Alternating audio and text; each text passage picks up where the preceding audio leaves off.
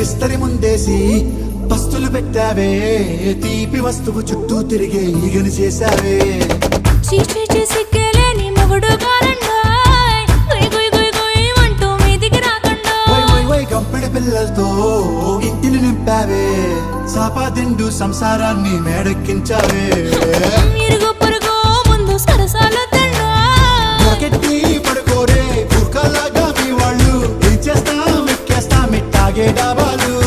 పెళ్ళయి సన్నాళ్ళే అయినా కానీ మాస్తారు, తగ్గేదే లేదంటూ నా కొంగనికే పడుతుంటారు.